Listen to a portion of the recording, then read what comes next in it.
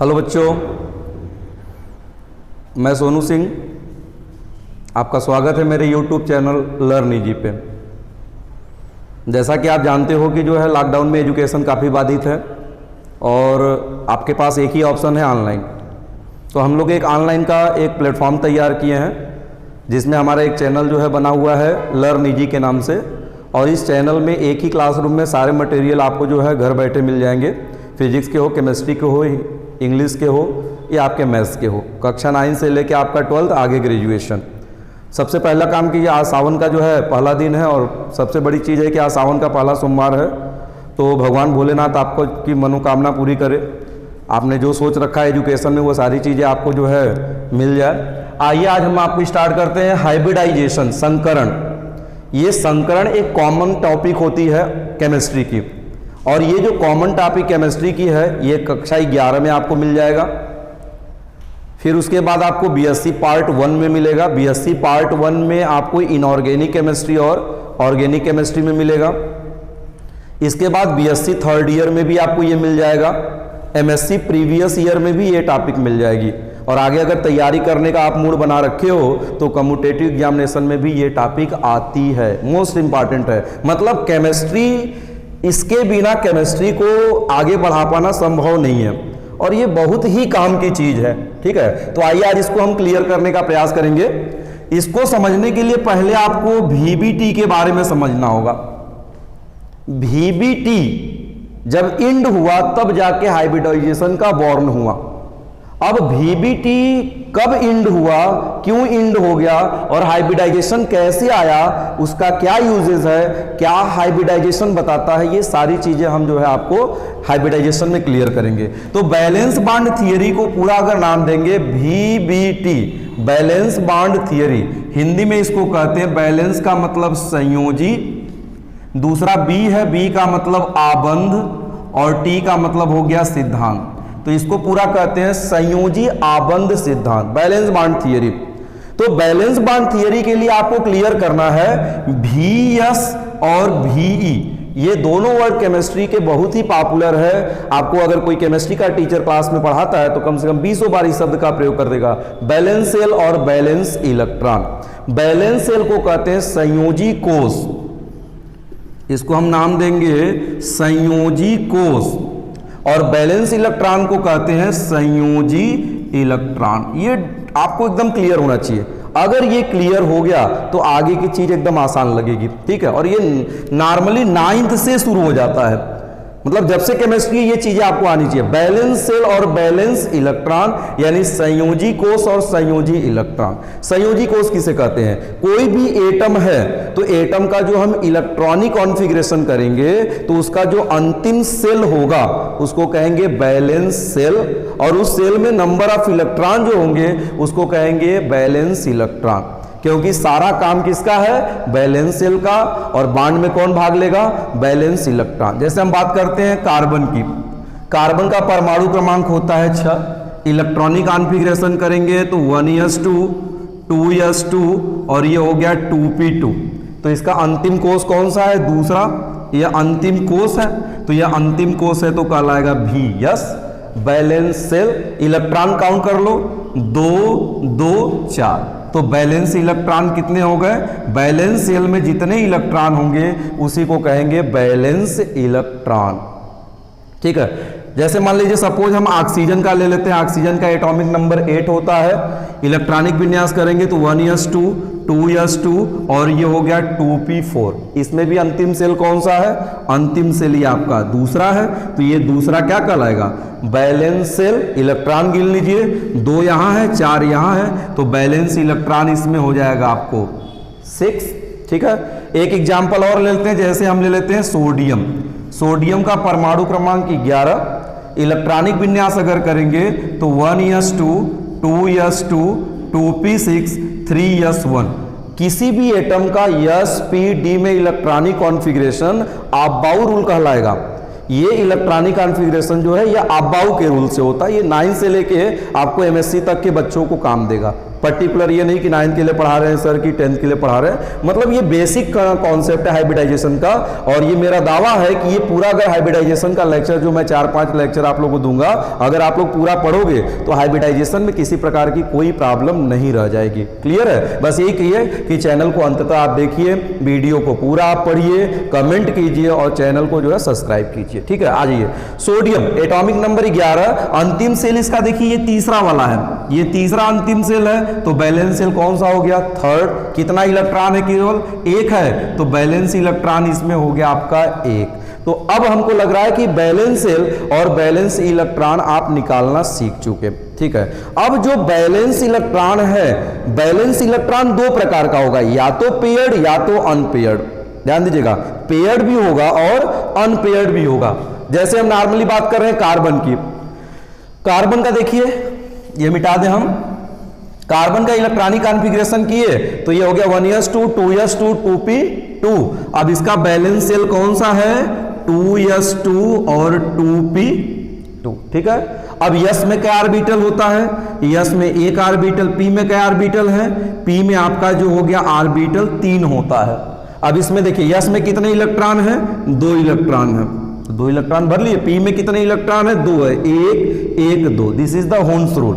कोई ऑर्बिटल है तो उसमें इलेक्ट्रॉनों का प्रवेश 1 1 होगा।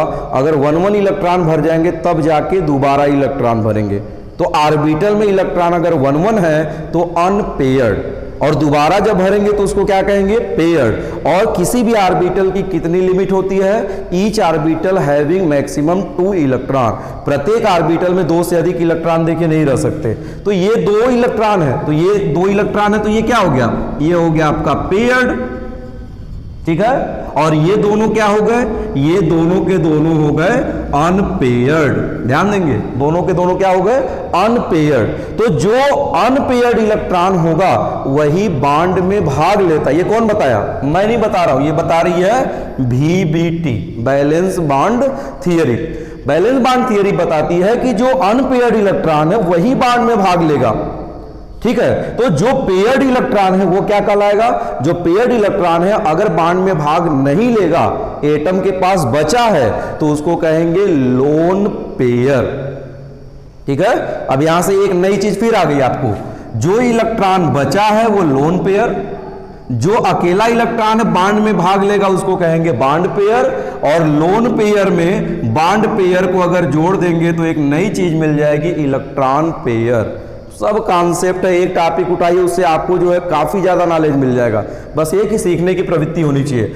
जो इलेक्ट्रॉन बॉन्ड में भाग नहीं लेगा वो कहलाएगा लोन पेयर, जो अकेला इलेक्ट्रॉन है अनपेयर जो बॉन्ड में भाग लेगा वो हो जाएगा बॉन्ड पेयर। लोन पेयर में बॉन्ड पेयर से अगर हम जोड़ दें तो वो कहलाएगा इलेक्ट्रॉन पेयर। नॉर्मल सी बात है, आपको माँ ने 10 रुपया दिया, कहा कि बेटा जाइए मार्केट से ये सामान लेके आइए, तो आपने क्या किया? 8 रुपया का सामान लेके आ गए और 2 रुपया बचा के आ गए। तो जो आपके जेब में बचा है वो लोन पेयर हो गया। जो आपने सामान खरीदा वो क्या हो गया? Bond pair. तो लोन पेयर कितना है आपके पास? 2। बॉन्ड पेयर कितना हो गया? 8, और दोनों को जोड़ देंगे तो 10 रुपया मिला था ना, नॉर्मल सी बात है।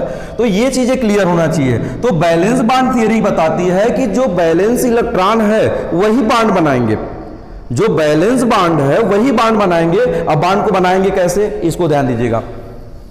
हम एक सिंपल कंपाउंड ले लेते हैं, मेथेन, बहुत ही पॉपुलर कंपाउंड है। आपका एक नॉर्मल सा कंपाउंड हम ले लेते हैं, आपका जो हो गया मेथेन, जिसको हम कहते हैं CH4।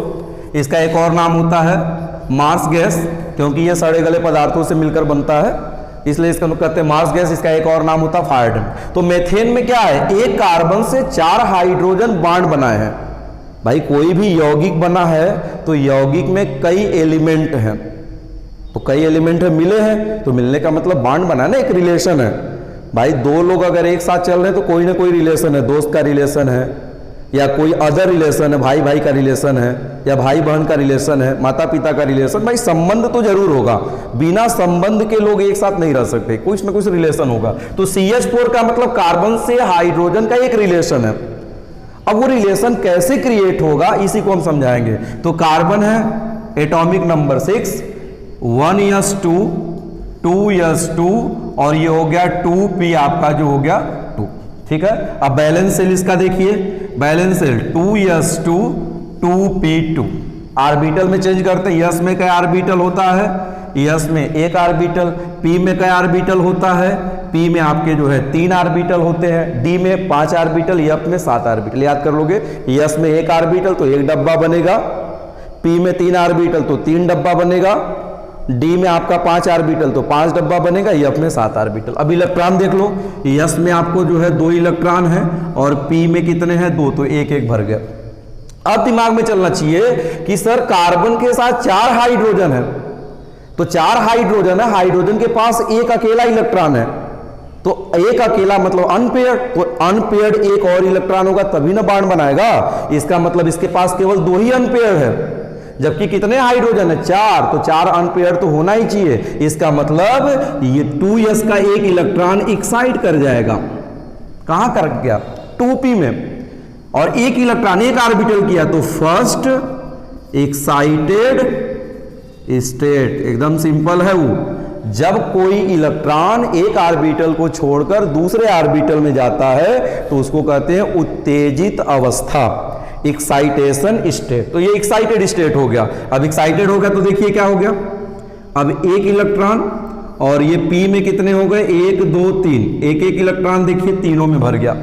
अब तीनों में भर गया तो कै हाइड्रोजन है 4, और आप जानते हो कि बॉन्ड में हमेशा अपोजिट इलेक्ट्रॉन भाग लेता है, इसका मतलब एक ऊपर तो दूसरे का डायरेक्शन नीचे की तरफ। तो देखिए 1 हाइड्रोजन 2 हाइड्रोजन 3 हाइड्रोजन 4 हाइड्रोजन, मतलब H H H H। ध्यान समझिएगा, यहीं से आपका हाइब्रिडाइजेशन जो हो गया कैसे आया नेचर में, वही हम समझाने जा रहे हैं।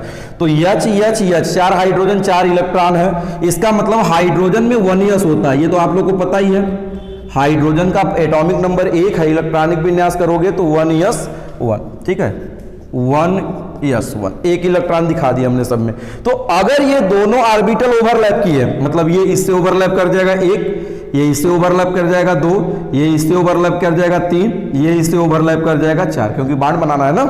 तो बॉन्ड बना क्या, ये देखिए आपको ये किसका है, ये यस का है, और हाइड्रोजन के पास भी क्या है यस, तो पहला बॉन्ड क्या बनेगा यस यस। दूसरा देखिएगा ये किसका है पी का, हाइड्रोजन के पास क्या है यस, दूसरा बॉन्ड कौन सा बना यस पी।